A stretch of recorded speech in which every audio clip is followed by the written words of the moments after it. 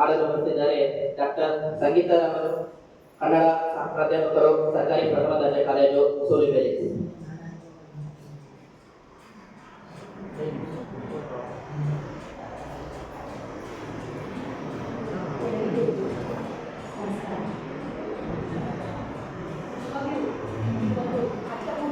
ಕಾರ್ಯಕ್ರಮ ಅಂತಂದರೆ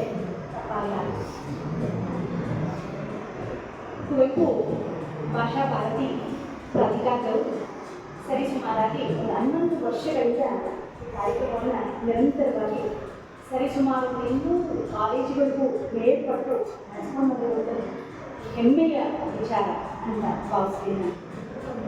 ಹೇಳಬೇಕಂತಂದರೆ ನಿತ್ಯ ನೂತನವಾಗಿರುವಂತಹ ವಿನೂತನವಾಗಿರುವಂತಹ ಯೋಜನೆ ಅಂತ ಕೂಡ ತಪ್ಪಾಗಿಲ್ಲ.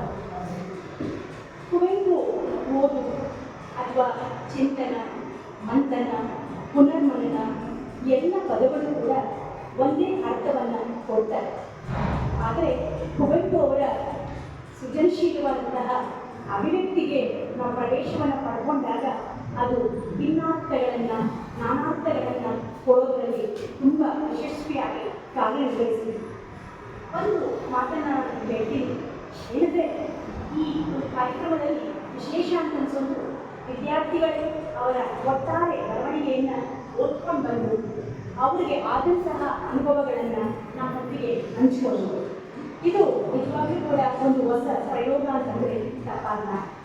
ಈ 2 ದಿನಗಳ ಕಾಲ ನಾವೇನು ಮಾಡ್ತಾ ಇದ್ದೀವಲ್ಲ, ಇದು ಹೇಳ್ಬೇಕಂತಂದರೆ ಒಟ್ಟಾರೆ ಸಾಹಿತ್ಯದ ಒಂದು ಪರಿಶೀಲನೆ ಅಥವಾ ವಿಶ್ಲೇಷಣೆ ಅಂತ ಕರೆದು ಕೂಡ ತಪ್ಪಾಗಲ್ಲ. ಕುವೆಂಪು ಅವರು ಎಲ್ಲರಿಗೂ ಗೊತ್ತಿರುವಂಥವ್ರೆ. ಕುವೆಂಪು ಅವರನ್ನ ಪರಿಚಯ ಮಾಡಿಕೊಡಿ ಅಂತಂದರೆ ಯಾರಿಗೂ ಕೂಡ ಗೊತ್ತಿಲ್ಲ ಅನ್ನೋದು ಇಲ್ಲ. ಶ್ರೇಷ್ಠ ಕವಿಗಳು, ಕಾದಂಬರಿಕಾರರು, ನಾಟಕಕಾರರು, ಮಹಾಕವಿಗಳು ತಮ್ಮ ಒಂದು ಆತ್ಮಕಥೆಯನ್ನು ಅತ್ಯದ್ಭುತವಾಗಿ ಕಟ್ಟಿಕೊಟ್ಟಿರುವಂತಹ ಪರಿಮಾಣಿತವಾದಂತಹ ಚೇತನಗಳು. ಇಂಥವರ ಒಂದು ಬರವಣಿಗೆಗಳನ್ನು ನಾವು ಹೊಸ ನೆಲೆಯಲ್ಲಿ ಅರ್ಥೈಸಿಕೊಳ್ಳೋದು ಹೇಗೆ ಅನ್ನೋದು ಈ ಕಾರ್ಯಕ್ರಮದ ಮುಖ್ಯ ಅಂಶ. ಇಲ್ಲಿ ಅವರ ಒಟ್ಟಾರೆ ಅಭಿವ್ಯಕ್ತಿಗೆ ಹೊಸ ಹೊಸ ಆಯಾಮಗಳನ್ನು ಕೊಡ್ತಾ ಹೋಗ್ತಾರೆ. ಈಗಾಗಲೇ ಚನ್ನಪ್ಪ ಸರ್ ಹೇಳಿದಂಗೆ, ನಾರಾಯಣ್ ಸರ್ ಹೇಳಿದಂಗೆ, ಹೊಸ ದಿಕ್ಕಿನ ಕಡೆಗೆ ಅವರ ಸಾಹಿತ್ಯ ಪಯಣವನ್ನು ಬೆಳೆಸೋದಕ್ಕೆ ಸಹಕಾರಿ ಆಗಿದೆ. ಏನು ಒಂದು ಸಂಪ್ರದಾಯವನ್ನು ಮರುಕಟ್ಟುವಲ್ಲಿ, ಸಂಪ್ರದಾಯದ ನೀತಿ ನಿಯಮಗಳನ್ನು ಒಡೆದು ಎಲ್ಲ ಓದುಗರನ್ನು ವೈಚಾರಿಕತೆಯತ್ತ ಕೊಂಡೊಯ್ಯುವ ಪ್ರಯತ್ನವೂ ಕೂಡ ಇವರ ಸಾಹಿತ್ಯದ ಮುಖೇನ ಆಗುತ್ತೆ ಅಂತಂದರೆ ತಪ್ಪಾಗಲ್ಲ.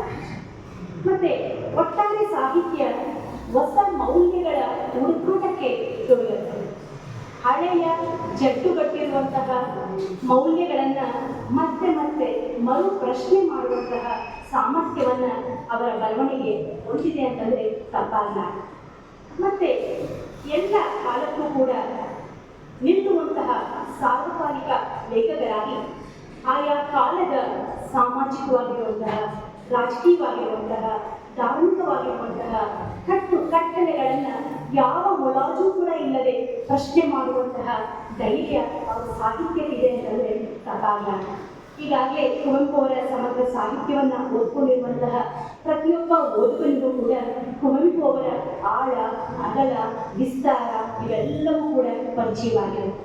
ನಾವು ಏನು ಇವತ್ತು ಕುವೆಂಪು ಓದುವ ಪುಸ್ತಕದ ಆರಂಭದ ಒಂದು ಕವಿತೆ ನೇಗಿಲ ಯೋಗಿ ಅಂತ ಇದೆಯಲ್ಲ, ಆ ಕವಿತೆಯಿಂದಲೇ ಪ್ರವೇಶ ಮಾಡೋದಾದರೆ ಇಡೀ ಜಗತ್ತಿಗೆ ಅನ್ನವನ್ನು ಕೊಡುವಂತಹ ಒಬ್ಬ ರೈತನ ಮಹತ್ವವನ್ನು ಅಲ್ಲಿ ಸಾರಿ ಹೇಳಲಾಗಿದೆ.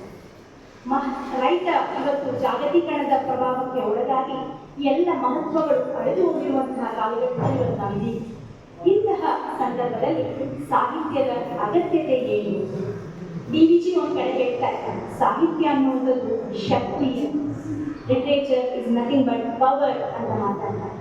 ಆ ಎಲ್ಲ ಶಕ್ತಿಯು ಕೂಡ ಇಲ್ಲಿದೆ ಅಂತಂದರೆ ತಪ್ಪಾಗಲ್ಲ. ಕುವೆಂಪು ಅವರ ಮಾತಿನಲ್ಲೇ ನಾನು ಒಂದು ಅಂಶವನ್ನು ಹೇಳ್ತೀನಿ. ಕನ್ನಡ ನಾಡಿನಲ್ಲಿ ಹುಟ್ಟಿರುವಂತಹ ಪ್ರತಿ ಮಗುವಿಗೂ ಕೂಡ ಸಾಹಿತ್ಯ ಅವಶ್ಯಕ. ಇವತ್ತು ಇಲ್ಲಿರುವಂಥ ಐಚ್ಛಿಕ ವಿದ್ಯಾರ್ಥಿಗಳಾಗಿರ್ಬೋದು ಅಥವಾ ಕನ್ನಡ ಭಾಷೆಯನ್ನು ವಿಶೇಷವಾಗಿ ಓದ್ತಾ ಇರುವಂಥ ವಿದ್ಯಾರ್ಥಿಗಳಾಗಿರ್ಬೋದು, ಅಷ್ಟಕ್ಕೆ ಕನ್ನಡ ಭಾಷೆ ಸೀಮಿತ ಅಲ್ಲ.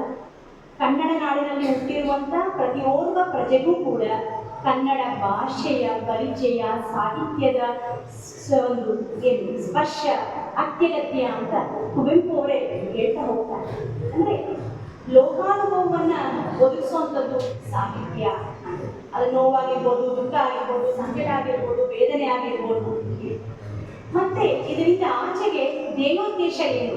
ನಾನು ಕತೆ ಓದ್ಕೊಂಡಿದ್ದೀನಿ, ಒಂದು ಕಾದಂಬರಿ ಓದ್ಕೊಂಡಿದ್ದೀನಿ, ಒಂದು ನಾಟಕ ಓದ್ಕೊಂಡಿದ್ದೀನಿ, ನನಗೆ ಸಿಕ್ಕಂಥ ಅನುಭವ ಏನು, ನನ್ನ ಸಮಸ್ಯೆಯನ್ನು ನಾನು ದಾಟುವಂಥ ಪರಿ ಹೇಗೆ ಅನ್ನುವಂಥದ್ದು ಕೂಡ ಸಾಹಿತ್ಯದ ಜೀವಾಳವಾಗಿ. ಮತ್ತೆ ಇನ್ನೊಂದು ಮಾತನ್ನು ಹೇಳ್ತಾರೆ, ಸಾಹಿತ್ಯವನ್ನ ಓದಿ ಆ ಸಾಹಿತ್ಯದ ವಿಚಾರಗಳನ್ನ ನಿಮ್ಮದನ್ನಾಗಿ ಮಾಡಿಕೊಂಡಂತಹ ಪಕ್ಷದಲ್ಲಿ ನೀವು ನಿಮ್ಮ ಬುದ್ಧಿಶಕ್ತಿ ಅಧಿಕವಾಗುತ್ತೆ. ಕುವೆಂಪು ಬರೆದಿರೋದು ಅಷ್ಟೇ ಅಲ್ಲ, ಕುವೆಂಪು ಬರೆದಿರುವಂತಹ ವಿಚಾರಧಾರೆಗಳನ್ನ ನಾನು ನನ್ನ ವಿಚಾರಧಾರೆಗಳಾಗಿ ಹೇಗೆ ಮಾಡ್ಕೊಳ್ತೀನಿ, ನನ್ನ ಆಮೂಲಾಗ್ರವಾದಂತಹ ಒಂದು ಪರಿವರ್ತನೆಗೆ ನಾನು ಹೇಗೆ ಒತ್ತು ಕೊಡ್ತೀನಿ, ಅದು ಸಾಹಿತ್ಯದಲ್ಲಿ ಇರುವಂಥದ್ದು.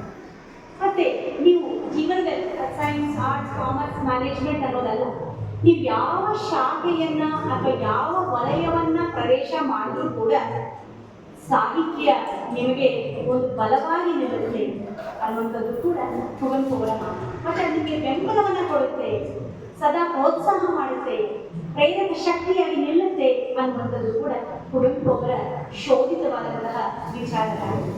ಮತ್ತೆ ಎಂತಹ ನಿರಾಶೆಯ ಸ್ಥಿತಿಗತಿಗಳಲ್ಲೂ ಕೂಡ ನಿಮಗೆ ಸರಿಯಾದಂತಹ ಮಾರ್ಗದರ್ಶನವನ್ನು ತೋರಿಸುತ್ತೆ. ಮತ್ತೆ ಎಲ್ಲ ಕೇವಲ ಈ ಯುಗದ ಕವಿ, ಜಗದ ಕವಿಯ ಕೃತಿಗಳು ಮಾತ್ರ ಅಲ್ಲ, ಒಟ್ಟಾರೆ ಸಾಹಿತ್ಯ ಒಂದು ಬದುಕಿಗೆ ಅರ್ಥವನ್ನು ಕೊಡುತ್ತೆ ಅಂತ ಕೂಡ ಹೇಳ್ತಾರೆ, ಆಶ್ರಯವನ್ನು ಕೊಡುತ್ತೆ ಅಂತ ಕೂಡ ಹೇಳ್ತಾರೆ.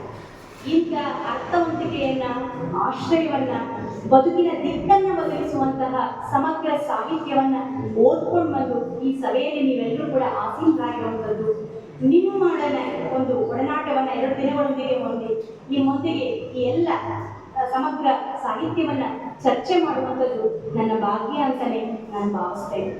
ನೀವೆಲ್ಲ ಓದಿನ ಕ್ರಮಗಳನ್ನ, ರೀತಿಗಳನ್ನ ಅರ್ಥೈಸ್ಕೊಂಡು ನಮ್ಮದೇ ಆದ ರೀತಿಯಲ್ಲಿ ಒಂದು ಸಣ್ಣದಾದಂತಹ ವೇಳಾಪಟ್ಟಿಯನ್ನ ಮಾಡ್ಕೊಳ್ಳೋಣ. ಇಲ್ಲಿ ಕುವೆಂಪು ಓದು ಪುಸ್ತಕದಲ್ಲಿ ಮೊದಲಿಗೆ ಕಾವ್ಯ ಭಾಗ ಇದೆ, ನಂತರ ಸಾಹಿತ್ಯ ವಿಮರ್ಶಾ ಲೇಖನಗಳಿದ್ದಾವೆ, ವೈಚಾರಿಕ ಲೇಖನಗಳಿದ್ದಾವೆ, ಅವ್ರ ನೆನಪಿನ ತೋಳಿಯಲ್ಲಿ ಕೃತಿಯ ಆಯ್ದ ಭಾಗಗಳಿದ್ದಾವೆ, ಮಹಾಕಾವ್ಯದ 2 ತುಣುಕುಗಳಿದ್ದಾವೆ, ಅದೇ ರೀತಿ ಕಥೆ ಒಂದು ಇದೆ. ಬೇರೆ ಬೇರೆ ಸಾಹಿತ್ಯ ಪ್ರಕಾರಗಳು ಓದುಗರ ಮೇಲೆ ಉಂಟು ಮಾಡುವಂತಹ ಪರಿಣಾಮಗಳು ಎಂಥವು ಅನ್ನೋದನ್ನ ನಾವು 2 ದಿನಗಳ ಗಮ್ಮನದಲ್ಲಿ ಅರ್ಥ ಮಾಡ್ಕೊಳ್ಳೋಕ್ಕೆ ಪ್ರಯತ್ನ ಮಾಡೋಣ. ತೆರಿಸಿಯವರು ಒಂದು ಕಡೆ ಹೇಳ್ತಾರೆ, ಸಚರಾಚರ ಜಗತ್ತಿನ ಸಮಗ್ರ ದೃಷ್ಟಿ ಏನು ಅಂದರೆ ಸಾಹಿತ್ಯ ಅನ್ನುವಂಥದ್ದು ಕೇವಲ ಒಂದು ವಿಷಯವನ್ನ, ಒಂದು ಆಯಾಮವನ್ನ ಒಳಗೊಂಡಿರುವಂಥದ್ದಲ್ಲ, ಎಲ್ಲವನ್ನೂ ಒಳಗೊಂಡಿರುವಂಥದ್ದು. ಅದನ್ನು ಇಂಗ್ಲಿಷಲ್ಲಿ ಹೇಳೋದಾದ್ರೆ ಆಲ್ ಇನ್ಕ್ಲೂಸಿವ್ ಅಂತ ಹೇಳ್ತೀವಿ. ಕುವೆಂಪು ಅವರ ಸಾಹಿತ್ಯ ಎಲ್ಲವನ್ನೂ ಒಳಗೊಂಡಿರುವಂಥದ್ದು, ಯಾವ ವಸ್ತು ವಿಚಾರವನ್ನು ಕೂಡ ಬಿಟ್ಟಿಲ್ಲದೆ ಇರುವಂಥದ್ದು. ಒಬ್ಬ ಶ್ರೀ ಸಾಮಾನ್ಯನನ್ನ ಎತ್ತರಕ್ಕೆ ಏರಿಸಿ ಅವನಿಗೆ ಮಹತ್ವವಾದಂಥ ಸ್ಥಾನಮಾನವನ್ನು ಒದಗಿಸಿ ಆ ಮುಖೇನ ಕಾಣುವಂಥದ್ದು ಕಾಣುತ್ತೆ. ಅಲ್ಲಿ ನಿಮ್ಗೆ ಇಟ್ಟಿರುವಂಥ ಕರಿಸಿದ್ದ ಪದ್ಯನೇ ಅದನ್ನ ಅರ್ಥವಂತಿಕೆಯನ್ನ ಕಟ್ಕೊಳ್ತಾ ಹೋಗುತ್ತೆ. ಮಂಥರೆಯನ್ನ ರಾಮಾಯಣ ದರ್ಶನದಲ್ಲಿ ಬರುವಂತಹ ಮಂಥರೆಯ ಪಾತ್ರವನ್ನ ಕುಬ್ಜ, ನೀಚ ಪಾತ್ರ, ಕೆಟ್ಟ ಪಾತ್ರ ಅಂತ ನಾವೆಲ್ಲರೂ ಕೂಡ ಭಾವಿಸ್ಕೊಂಡಿದ್ದೀವಿ ಓದುಗರೆಲ್ಲರೂ. ಅದು ನಿಜವಾಗ್ಲೂ ಕೂಡ ಕಾವ್ಯಕ್ಕೆ ಪ್ರವೇಶ ಪಡ್ಕೊಂಡಾಗ ಮಂಥರೆ ಕೇವಲ ರೂಪಿಯಲ್ಲ, ಅವಳು ಮಮತೆಯ ಸುಳಿಗೆ ಒಳಗಾಗಿರುವಂತಹ ಒಂದು ವ್ಯಕ್ತಿತ್ವ ಅನ್ನುವಂಥದ್ದು ನಮಗೆ ಕಲಿಸುತ್ತಾರೆ. ನಾನು ಇಷ್ಟು ರೂಪರೇಷೆಯನ್ನ ಆಧಾರದಲ್ಲಿ ನಾನು ಮಾತಾಡಿದೆ. ನಾವೇ ವೇದಿಕೆಗೆ ಇಳಿದಾಗ ಒಂದು ಚೌಕಟ್ಟಿನಲ್ಲಿ ತಂದುಕೊಂಡು ಕಾವ್ಯ ಅಥವಾ ಲೇಖನಗಳು ಅಥವಾ ನಾಟಕದ ತುಣುಕುಗಳು, ಕತೆ, ಈ ರೀತಿ ಇವತ್ತು ಚರ್ಚೆ ಮಾಡೋಣ. ನಾಳಿನ ಚರ್ಚೆಗಳಲ್ಲಿ ಮಹಾಕಾವ್ಯದ ಚರ್ಚೆಯನ್ನು ಉಳಿಸ್ಕೊಳ್ಳೋಣ, ಕಾದಂಬರಿಗಳ ಚರ್ಚೆಯನ್ನು ಉಳಿಸ್ಕೊಳ್ಳೋಣ. ಮತ್ತೆ ಇವತ್ತು ಉಳ್ಕೊಂಡಿರುವಂತಹ ಒಂದು ಕಾವ್ಯ ಭಾಗವನ್ನ ಮತ್ತೆ ನಾಳೆಗೆ ಒಂದು ಸ್ವಲ್ಪ ಉಳಿಸ್ಕೊಂಡು ಒಟ್ಟಾರೆಯಾಗಿ ಪೂರ್ತಿ ಈ ಕಾರ್ಯಕ್ರಮದ ಯೋಜನೆ ಏನಿದೆಯೋ ಅದಕ್ಕೆ ಒಂದು ಅರ್ಥವನ್ನ ಕೊಡುವಂತಹ ನಿಟ್ಟಿನಲ್ಲಿ ಯೋಚನೆ ಮಾಡೋಣ ಅಂತ ಹೇಳಿ ನನಗೆ ಅವಕಾಶ ಮಾಡಿಕೊಟ್ಟಂತಹ ಆಯೋಜಕರಿಗೆ, ಕನ್ನಡ ವಿಭಾಗದ ಮುಖ್ಯಸ್ಥರಿಗೆ ಹಾಗೂ ಪದಾಧಿಕಾರಿಗಳಿಗೆ ವಂದಿಸಿ ನನ್ನ ಮಾತನ್ನು ಮುಗಿಸ್ತಾರೆ. ಧನ್ಯವಾದ.